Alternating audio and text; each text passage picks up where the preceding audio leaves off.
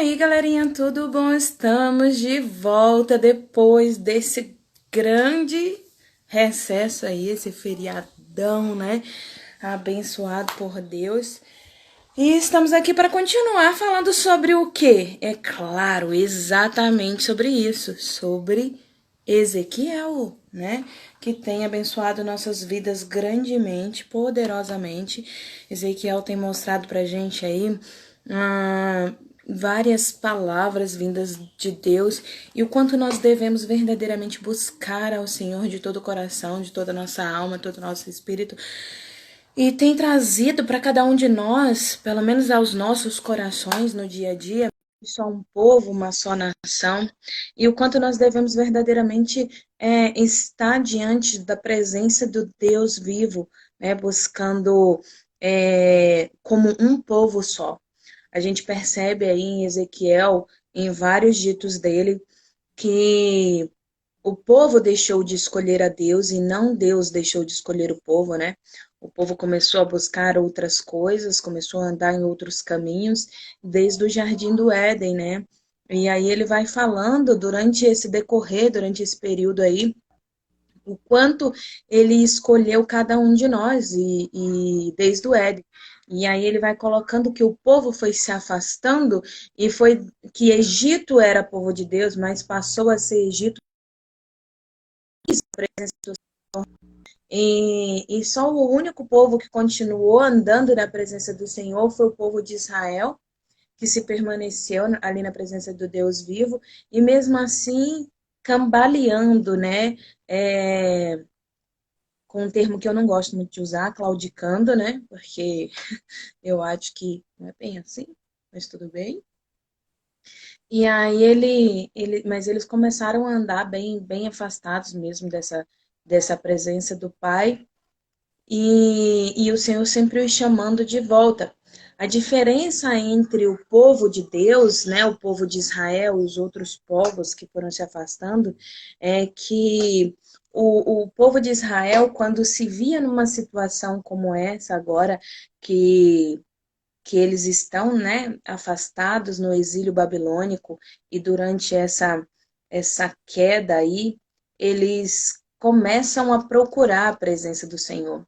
Já os outros povos, eles mesmo quando eles se veem nessa situação, eles continuam afastados da presença do Pai, eles continuam buscando em outros deuses, em outras coisas, ah, esse, essa salvação, né? Esse calor esse preenchimento de dentro para fora e que eles não conseguem encontrar porque a única coisa que pode nos preencher verdadeiramente é o Espírito Santo de Deus, é o Deus vivo nas nossas vidas que nos completa, porque nós somos um pedacinho dele.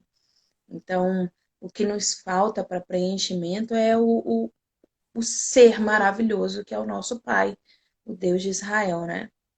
E aí, Marcelão, tudo bom? Beleza. E você? Tô E bem, é graças isso. Hoje foi o do Trono. Beijo. Até amanhã. Até mais tarde. Até amanhã. até amanhã, até Até mais. mais Ainda não consegui tarde. cumprir minha palavra, né? Ai, mas eu vou conseguir, é Não. porque eu tô com muita dor Vai. nos braços. Eu não tô conseguindo tocar teclado. Mas eu vou conseguir. Vai sim. Ai, por isso que eu ainda não fiz. Beleza. E as novas? Tudo velho. Tudo véia, meu filho. Ó, tô véia mesmo. Tô bem véia. Descobri a cada segundo que passa o quanto eu tô véia. É, por quê? É porque a gente vai ficando velha, a gente tem que ir procurando mais médicos, né? Quando a gente é novo, assim, quando a gente é bebezinho, a gente vai muito ao médico. Aí É. depois a gente entra na fase de adolescência, né? Aí fica jovem, aí acabou. Não tem mais médico. É raramente. É só quando quebra uma perna, um braço, alguma coisa Hum, assim. Aí sei. depois você vai ficando velho, você vai entrando na meia-idade aí você começa a frequentar médico de novo. Começou a ir muito a médico, pode saber, tá ficando velho. Ah, então beleza. Tô velha. Então beleza, viu? Que eu continuo novo igualzinho na adolescência. É, né? Então É. tá bom. Maravilha. Eu só vou ao médico de acompanhante. Eu acompanho Samuel, acompanho a Verônica, um monte de velho. Mas eu mesmo ir. Nem no dentista, acho que ao dentista eu vou uma vez a cada 3, 4 anos. E minha Meu esposa Deus, ainda não. fica indignada. Ela diz É. assim: Meu filho, você chega lá e ainda não tem uma cárie nesse dente. Tinha que ter pelo Pois, menos umas duas. Deus me livre, né? Pois é, né? Assim, pois é. Deus me Ó, livre ter cárie, né? Vou uma vez no ano, né? Ao dentista, eu vou o ideal é praticamente uma vez uma a vez cada ao ano. 6 meses, né? Mas olha só. Cárie, Marcelo, você sabia? Não. Eu Nunca, também nunca, nunca nunca na tive. minha vida. Eu também não, nunca. Não tenho uma. Tirou tudo, botou tudo é, amálgama. Não, Não, não, eu nunca eu não tive. tenho. Nunca mesmo. Parece que eu Não. não tenho a bactéria. Não, não tô com Ah, nada, é? não, querida. A gente tá só brincando. Eu tô bem, graças a Deus. Só com dor nos braços. É só dor no braço, é por isso que eu não tô É, tocando o teclado. é Mas eu tô velhice, bem. velhice, velhice, É a velhice. idade chegando. É. Tô fazendo aí. Olha Vou só, fazer. Caraca, Marcelo, vou fazer 37 anos. tá velha Meu mesmo. Deus, tá chegando, hein? Uhum. Tá Quando eu chegando, chegar velho. nessa idade aí, eu vou me preocupar. Ainda bem que eu tenho 23 ainda. Profecia contra Gog. Vamos começar Ezequiel 38. É, por A favor, palavra né? do Já tem Senhor veio 6 a mim minutos falando dizendo, só amenidades. e eu estou preocupado aí com o seguinte, que eu ouvi um celular de um barulhinho de um celular. Quanto tempo, Ariane? Saudade de você, minha amiga. Beijo no coração. Saudade monstra. Teve Ah, o live hoje celular de foi a manhã, da depois dá uma Fernanda. olhada lá. Ah, foi da Fernanda? Então tá bom. Olha só, profecia contra Gog. Capítulo 38 de Ezequiel, eu vou até o versículo até o versículo 13, pode ser? Pode ser. Então tá Pode bom. ser. A palavra do Senhor veio a mim dizendo: Lembre-se que a última vez a gente fez Ezequiel 37, onde Deus falou sobre a casa de Israel, sobre a reconstituição da casa de Israel e sobre a profecia de Ezequiel, Deus tratando com Ezequiel a respeito dele ser o responsável por profetizar o retorno do exército de Israel e como que Deus faria isso. Vocês lembram disso, né? Cláudia fez um follow-upzinho rápido aí enquanto eu não entrava. E aí depois disso, Deus manda Ezequiel profetizar contra Gog, não é isso? Então ele Isso diz mesmo. assim: A palavra do Senhor veio a mim dizendo: Quem é Gog? Preste atenção, que vocês vão entender daqui a pouco. Quem é, não é Grog, não, que tomou umas e ficou Grog, não. Ou então tomou um pancadão e ficou Grog, não. É Gog. Me dá A esses palavra dois do livros. Senhor veio a mim dizendo: Filho do homem, vire o seu rosto contra Gog, da terra de Magog, príncipe de Ros, de Meseque e Tubal, e profetize contra ele, dizendo: Assim diz o Senhor Deus: Eis que estou aqui contra você, Gog, príncipe de Ros, de Meseque e Tubal. Eu o farei mudar de direção. Preste atenção nisso. Eu o farei mudar de direção, porei anzóis no seu queixo e o levarei para longe, juntamente com o seu exército, cavalos e cavaleiros, todos vestidos de armamento completo, grande multidão com escudos, todo empunhando espada, persas e etíopes e put, com eles, todos com escudo e capacete, Gomer e todas as suas tropas, a casa de Togarma, do lado do norte, e todas as suas tropas, muitos povos com você. Para Prepare-se. aí rapidinho. Rapidinho. Antes de você continuar, eu queria pedir para você ir lá em Jeremias 2:4. Jeremias 2:4. Jeremias 2:4 diz: Ouvi a palavra do Senhor, ó casa de Jacó, e todas as famílias da casa de Israel. Ouve a palavra do Senhor, ó casa de Jacó, e todas as famílias da casa de Israel. 5. Assim diz o Senhor: que injustiça acharam vossos pais em mim, para de mim se afastarem, indo após a nulidade dos ídolos e se tornando nulos eles mesmos, e sem perguntarem: onde está o Senhor, que nos fez subir da terra do Egito, que nos guiou através do deserto por uma terra de ermos e de covas, por uma terra de sequidão e sombras de morte, por uma terra em que ninguém transitava, e não qual não morava homem algum. Eu vos induzi, eu vos introduzi numa terra fértil para que comesseis do fruto do bem, mas depois da minha herança fizeste abominação. Os sacerdotes não disseram onde está o Senhor, e os que tratavam a lei não me conheceram. Os pastores prevaricaram contra mim, os profetas profetizaram por Baal e andaram atrás de coisa de nenhum proveito. Pode continuar lendo agora. Você vai entender. Prepare-se, sim, e esteja preparado, você e toda a multidão do povo que se reuniu a você, e sirva-lhes de guarda. Depois de muitos dias, você será convocado no fim dos anos. Você invadirá a terra, que se recuperou da espada, cujo povo foi reunido dentre muitos povos sobre os montes de Israel, que por muito tempo estavam desolados. Este povo foi tirado do meio dos povos e todos eles habitarão em segurança. Então você subirá, virá como uma tempestade, será como uma nuvem que cobre a terra. Você e todas as suas tropas e muitos povos com você. Assim diz o Senhor Deus: naquele dia certos pensamentos virão à sua mente e você conceberá um plano perverso. Você dirá: vou invadir a terra das aldeias sem muralhas.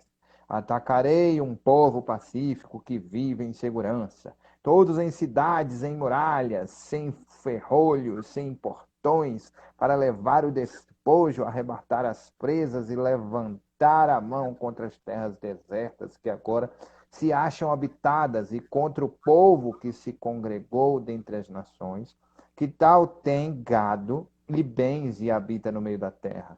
Seba e Dedã, os mercadores de Tarsis, e todos os seus governadores lhe dirão: você veio para levar o despojo?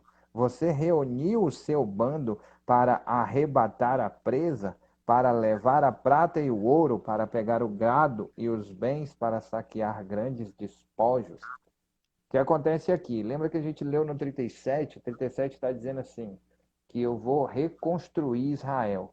E aí, antes disso, no 37, no 36 ou no 35, já não me recordo mais, ele diz assim: eu vou falar para os montes No que trinta eles e quatro serão horas.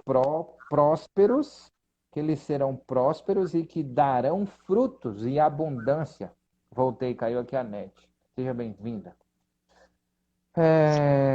E Vamos lá. aí, o povo de Israel provavelmente já está habitando neste lugar, e aí chega o povo que também é povo eleito, que também é povo escolhido de Deus, para poder. Como assim é povo eleito e povo escolhido de Deus? Esse povo de Gog. Você sabia que esse povo de Gog, ele é povo eleito e povo escolhido? Só que foi para um caminho errado? Você sabia disso? Como todos nós. Como todos nós, exatamente. O que acontece é o seguinte, que Gog nada mais é, identifica Magog como um dos filhos de Jafé. Jafé é o filho mais velho de Noé.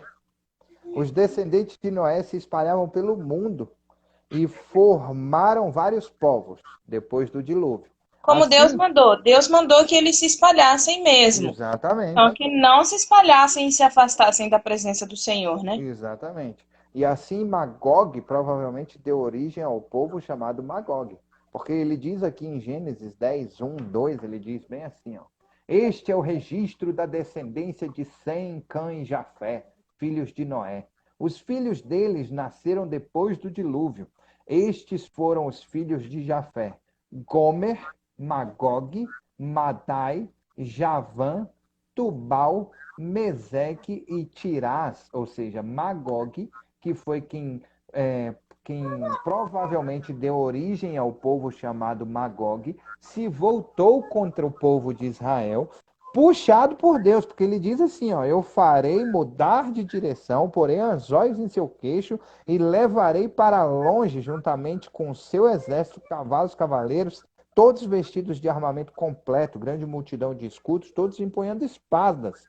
Persas e etíopes e Pute com eles, todos com escudo e capacete. Gomer e suas tropas, a casa de Togarmá, do lado do norte, e todas as suas tropas, muitos povos com você. Preparem-se, sim, estejam preparados, você e toda a multidão de povo que se reuniu, e você servirá de guarda. Depois de muitos dias, você será convocado no fim dos anos. Você invadirá a terra que se recuperou da espada, cujo povo foi reunido dentre muitos povos sobre os montes de Israel. Por muito tempo estavam desolados, ou seja, eles estavam muito tempo desolados, conseguiram se libertar dos babilônios e aí começaram a se transformar em terra fértil, voltado para Deus, e Deus faz com que Gog, Magog, Gomer e todo esse povo volte para Deus faz isso. Marcelo, por que que Deus faz isso? A gente vai ver no próximo subtítulo, porque ele faz isso, porque ele responde. No mesmo capítulo, ele responde por que que ele faz isso É, olha só, com na o povo verdade, de Israel. o profeta Jeremias, ele vinha falando, Débora, o profeta Jeremias, ele vinha falando já extensamente sobre um inimigo que vinha do norte, né? Então, ele já vinha falando isso lá em Jeremias 2:4, quando o Senhor ordena que isso aconteça, ele já vem falando sobre isso. E aí ele fala sobre uma retomada, né? Não se trata sobre uma invasão contra Israel como castigo, né, pelos seus pecados, mas que o Senhor mesmo intervém para destruir os agressores do seu povo e dar um cumprimento pleno e definitivo da sua promessa de salvação. Como ele fala lá em Ezequiel também, 34:11, quando ele fala assim: porque assim o Senhor Deus, eis que eu mesmo procurarei as minhas ovelhas e as buscarei, como o pastor busca o seu rebanho no dia em que encontra ovelhas dispersas. Assim buscarei as minhas ovelhas, livrá-las-ei de todos os lugares para onde foram espalhadas no dia das nuvens e da escuridão. Então ele vai buscar todas as ovelhas que foram espalhadas, todas as ovelhas. Ele não fala só aquelas que vieram de Israel, Jacó, mas todas as ovelhas que foram espalhadas no dia da escuridão. E Jafé é uma das ovelhas do Senhor, entendeu? Que estava dentro da arca de Noé e que foi que foi salvo por conta do seu pai, Noé, né? E ali, por ordem do Senhor, foram espalhados por todos os povos. E aqueles que desobedeceram e ficaram ali tentando construir uma torre para chegar até Deus, né? E aí suas línguas foram repartidas e também se espalharam por várias regiões. E aí ele fala assim também, lá no 37:28, que na última vez a gente leu, ele fala assim, 28, as nações saberão que eu sou o Senhor que santifico Israel, quando o meu santuário estiver para sempre no meio deles. Então ele não está dizendo só Israel saberá, ele está dizendo as nações saberão. Todas as nações saberão que eu sou o Senhor Deus. Então, é como se fosse um último ataque, entendeu, ao povo contra Deus, como se fosse um apocalipse mesmo, como está lá em Apocalipse 16:16. Vamos lá em Apocalipse 16:16. Lá no final da Bíblia. Apocalipse 16:16. Ele diz assim: então os ajudaram no lugar em que hebraicos se chamam Amargedon. Então derramou o sétimo anjo a sua taça pelo ar, e saiu grande voz do santuário, do lado do trono, dizendo: Feito está. E sobrevieram relâmpagos, vozes e trovões, e ocorreu um grande terremoto, como nunca houve igual, desde que há gente sobre a terra. Tal foi o terremoto forte e grande. Então, ele está falando aí sobre o sétimo flagelo, né, no tempo de tribulação. E ele está falando o seguinte, do templo que foi tocado o quê? Em grande voz ao lado do trono, dizendo, feito está. E isso tá remetendo também ao que ele tinha prometido em Ezequiel. Também lá em Apocalipse 19, 17 e 18. Apocalipse 19, 17 e 18. Ele diz assim: Então vi um anjo posto de pé no sol, e clamou com grande voz, falando a todas as aves que voam pelo meio do céu: Vinde, reuni-vos para a grande ceia do Senhor, para que comais carne de reis, carnes de comandantes, carnes de poderosos, carnes de cavalos e seus cavaleiros, carne de todos que livre quer escravos, tanto pequenos como grandes. E vi, aí ele vai contar o que vai acontecer no Apocalipse, né? Então ele está falando aí, quando ele se retrata essa vitória, ele não está falando só de uma vitória dentro de Ezequiel, do povo de Israel se retirando do exílio babilônico e vencendo essa grande batalha que vinha do norte, de um inimigo do norte. Ele está falando sobre uma guerra espiritual que foi tratada já há muito tempo, essa guerra espiritual, e aí ele já está profetizando já dentro do Apocalipse que essa batalha também será vencida lá.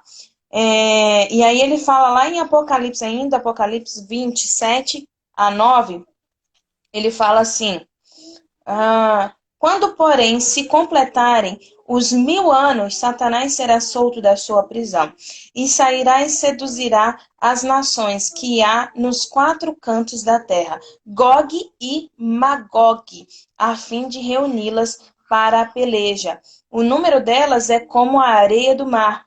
Mancharam então pela superfície da terra e sitiarão o acampamento dos santos, e a cidade querida desceu, porém fogo do céu e os consumiu. O diabo, o sedutor deles, foi lançado para dentro do lago de fogo e enxofre, onde já se encontram não só a besta, como também o falso profeta, e serão atormentados de dia e de noite pelos séculos dos séculos. Então, assim, essa grande nação, Gog e Magog, que vem lá desde a época de Jessé e que se afastou da presença do Senhor, essa grande nação que foi chamada e se afastou da presença do Senhor e que veio como grande inimigo, citado já por Jeremias, lá em Jeremias 2, e ele vai até o povo de Israel, para uma peleja contra o povo de Israel, conduzida pelo próprio Deus, para que se houvesse oh meu Deus do céu, para que se houvesse uma comprovação da palavra de Deus, como Deus havia dito que iria acontecer. E aí, essa grande nação também será chamada lá no Apocalipse para pelejar contra Deus, como se essa grande nação tivesse o poder de fazer isso, né? Então, e a palavra de Deus diz que é uma grande nação numerosa, eles são como a areia da terra, que não podem ser contadas de tão grandes que são essa grande nação. Então, o Senhor está falando não só do presente, mas Ele está falando também do futuro, de algo que vai acontecer no Apocalipse, já preparando o povo para essa grande peleja do Apocalipse, né? Então, não é só uma coisa de agora. Lá em Ezequiel... Opa, me perdi aqui. Deixa eu voltar primeiro para Ezequiel 38. Então, ele continua falando sobre isso, Marcelo. Assim, ele está falando assim lá no 7: prepara-te, sim, dispõe-te, tu e toda a multidão do teu povo, que se reuniu a ti, e serve-lhe de guarda. Depois de muitos dias serás visitado. No fim dos anos virá a terra, que recuperou da espada ao povo que se congregou dentre muitos povos sobre os montes de Israel, que sempre estavam soldados, este povo foi tirado, não, sempre estavam, eu pulei, de soldados, este povo foi tirado de entre os povos, e todos eles habitarão seguramente. Então aí o Senhor está falando, não, como eu falei, não só do presente, ele está falando ali sobre o futuro. Quando é que nós vamos habitar seguramente? Saúde, neném. Quando nós vamos habitar seguramente? Quando é que vai acontecer isso de habitar seguramente? Somente quando nós estivermos verdadeiramente na terra prometida, que é nos céus, né? No reino de Deus. Ali nós estaremos verdadeiramente em segurança, aonde não haverá dor, aonde não haverá sofrimento, aonde não haverá doença, aonde não haverá pobreza, fome, não haverá nenhuma dessas questões. Então, o Senhor está ali não só falando sobre o que está acontecendo, mas Ele está trazendo mais uma promessa de salvação, mais uma promessa da vinda de Jesus, mais uma promessa do que vai acontecer no Apocalipse, uma promessa de redenção, uma promessa de um novo céu, de uma nova terra, de uma nova vida com Deus, né? Então, a gente Você já leu precisa se 14, não foi? atentar. Não, eu não li nada. Então a gente Não? precisa se atentar, porque assim, quando o Senhor fala sobre Ezequiel na nossa vida, às vezes a gente fica atento a uma história que ele está contando do passado. Não, ele está usando uma história do passado para nos atentar ao nosso presente e ao que virá ao nosso futuro. Então a Você gente leu precisa entender Apocalipse isso. 20, do 7 ao 9, não foi isso? Isso, Ah, tá. Legal. É isso aí. A gente precisa. Claudinha tá com toda a razão quando ela fala que, assim, na verdade, ele está falando sobre passado, ele está falando sobre agora e ele está projetando o futuro. Porque quando ele fala sobre exatamente. Gog e Magog, que ele diz aqui sobre os representantes todos, você leu sobre serão mais do que a areia da terra e tudo mais, e ele está falando sobre o quanto que se afastou de Deus esse povo, não é isso? Isso. Beleza.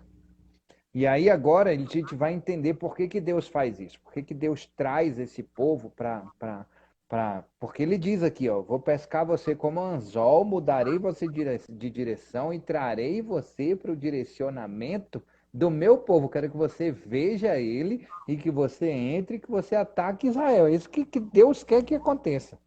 E aí ele diz: portanto, profetize, filho do homem, e diga a Gog, assim diz o Senhor Deus: será que naquele dia, quando o meu povo de Israel estiver vivendo em segurança, você não ficará sabendo? Você viverá no seu lugar dos lados do norte, você e muitos povos com você, todos montados em cavalos, uma grande multidão e um poderoso exército. Você subirá contra o meu povo de Israel como nuvem para cobrir a terra. Nos últimos dias trarei você contra a minha terra, para que as nações me conheçam quando eu tiver revelado a minha santidade em você, ó Gog, diante das nações.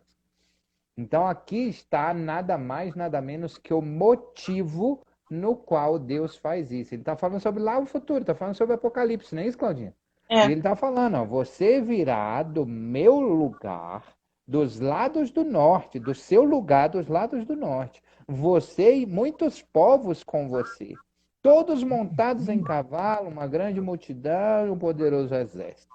Você subirá contra o meu povo de Israel, como nuvem. E ele já fala o meu povo de Israel, porque agora tem o meu povo de Israel, tem o meu povo É muito interessante, a Bíblia fala do nosso passado, presente e futuro. Exatamente, Rosana.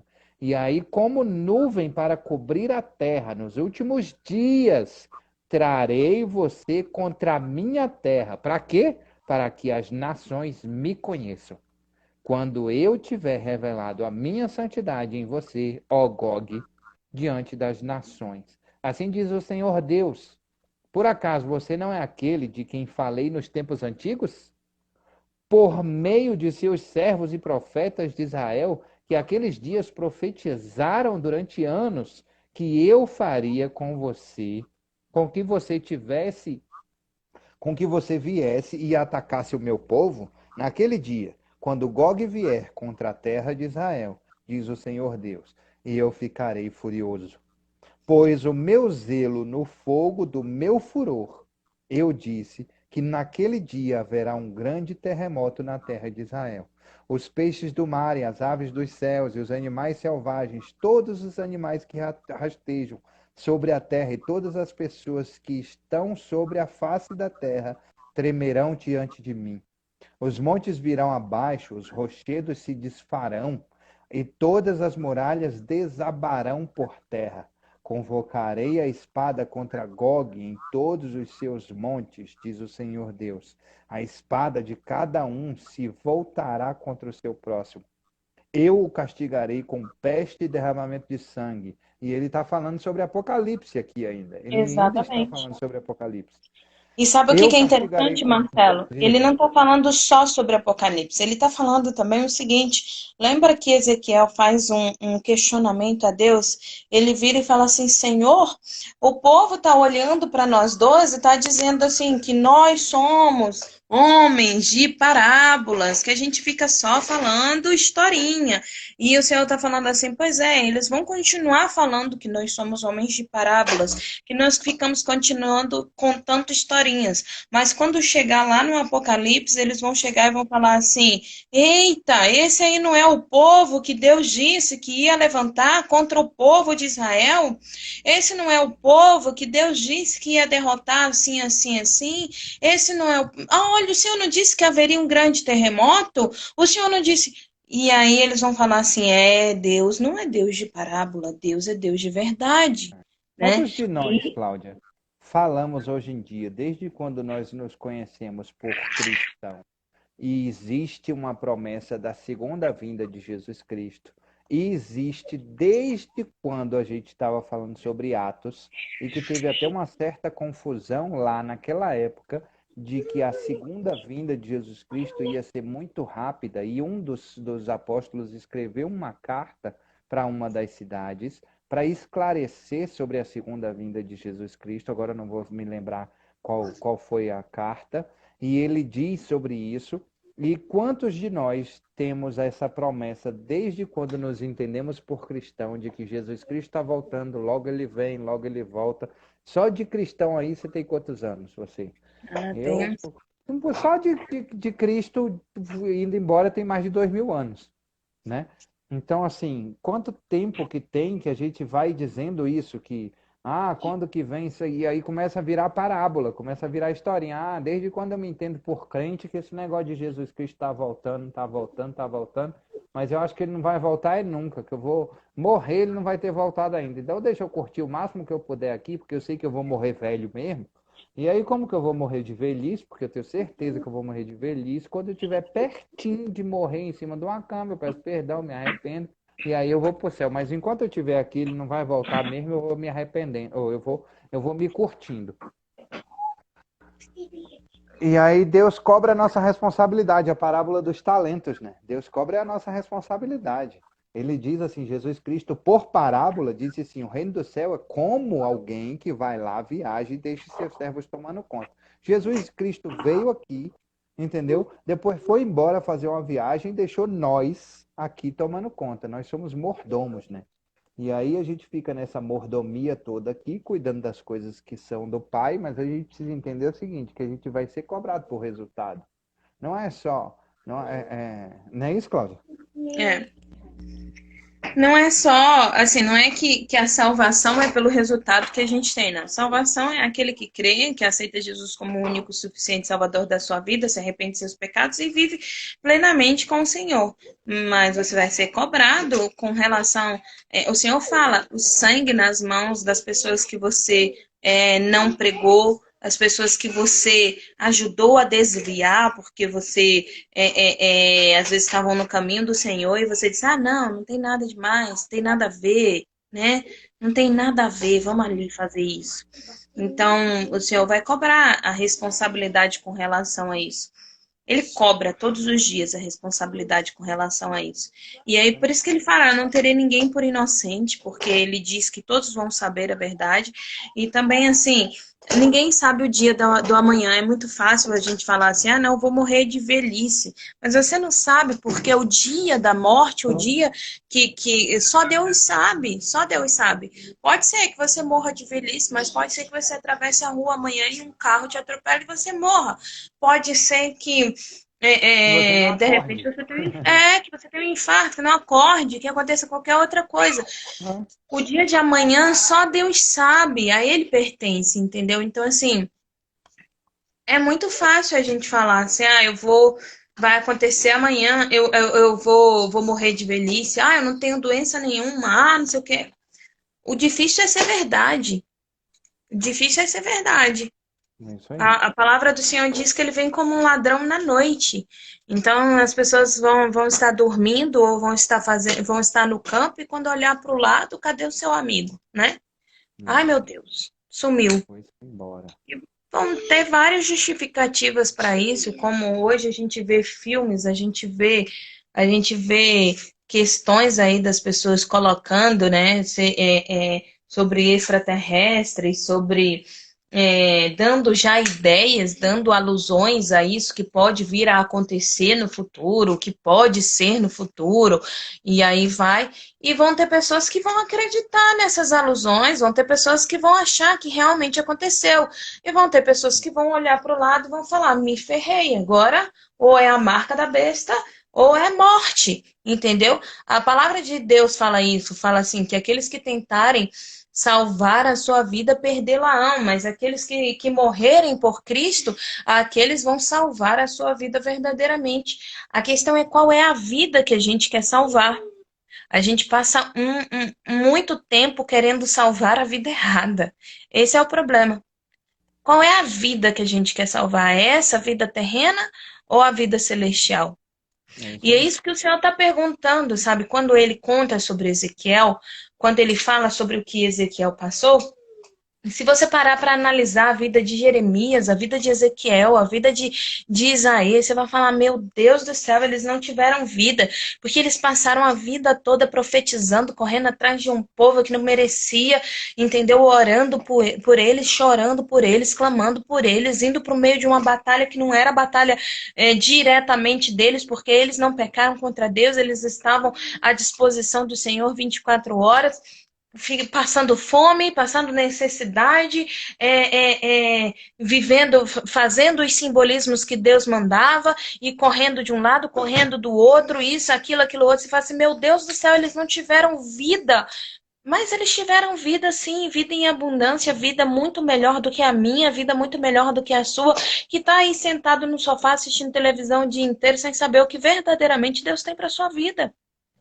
Eles tiveram vida plena, eles tiveram Uau, vida uau, próspera, uau. eles tiveram vida abundante, entendeu?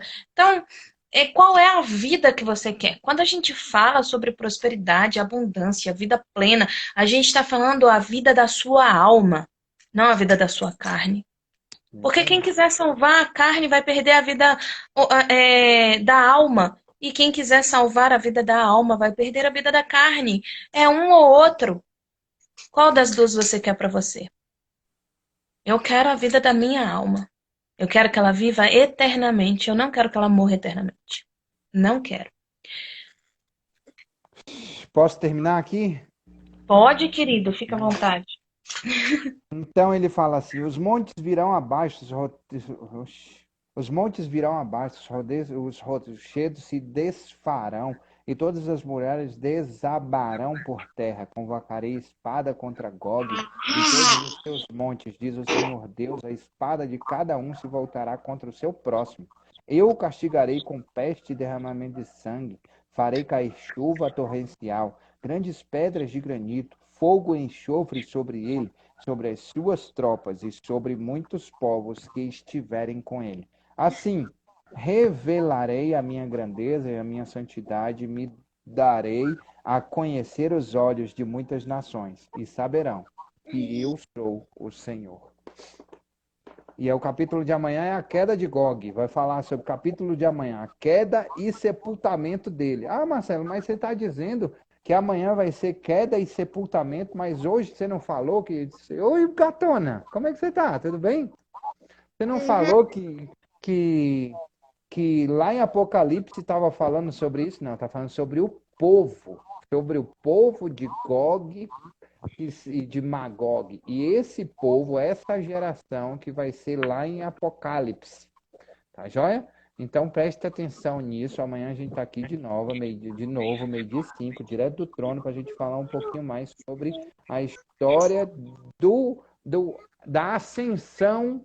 Sabe, você não tira lá os 300 de Esparta, a ascensão do império. Venha ver a ascensão de Israel, queda e vida e morte de Israel. Preste atenção, porque é a cena dos próximos capítulos. Amanhã a gente não vai terminar esse ano, mas não tem problema, a gente vai terminar Ezequiel e a gente vai entrar em Hebreus, que tem umas leis e umas regras muito ferozes lá, que a gente quer discutir em profundidade. Você lembra que a gente tem falado assim sobre as promessas, sobre os pré-requisitos, sobre como isso, como aquilo? Hebreus tem umas coisas muito bacanas sobre isso e a gente vai falar sobre isso no próximo livro, que é Hebreus. A gente vai linkar esse trabalho que a gente faz de desenvolvimento, de crescimento, sempre com a Bíblia. Sempre. Sempre. Porque a gente acredita que o manual da vida é aqui a Bíblia. Entendeu? É só fazer o que ela está dizendo e a gente vai ser próspero. Tá joia? Beijo no coração. Até amanhã. Claudinha, tu faz a oração. Até mais tarde. Quer orar, Débora? Quer orar para terminar? Você ora para terminar? A cara dela, de vergonha. Ora para terminar, Débora. A Débora vai orar para terminar. Fala, Papai do céu. Ela tá com vergonha. Senhor Deus Todo-Poderoso, Pai da Eternidade, Príncipe da Paz, obrigado, Senhor, mais uma vez, porque o Senhor está conosco, nos abençoando, nos ensinando, nos guardando, nos livrando de todo mal. Coloca a Tua mão sobre a nossa cabeça, unge-nos, Senhor, com Teu óleo santo.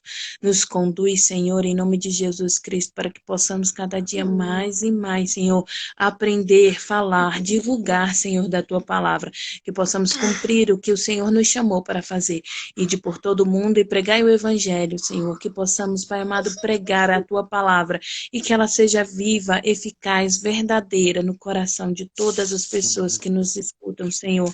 Senhor, divulga essa palavra para que possamos, Senhor, em nome de Jesus Cristo, poder falar Maranata, ora vem, Senhor Jesus. Maranata, ora vem, Senhor Jesus, nos buscar. Em nome de Jesus, amém. Até amanhã. Tchau. Até mais tarde. Canta aí. Até Tchau, amanhã. beijo no coração, amo vocês. Até mais tarde. Até amanhã. Até amanhã. Até mais tarde. Até mais tarde. É tudo Beijo. Tchau. Tchau, festinha.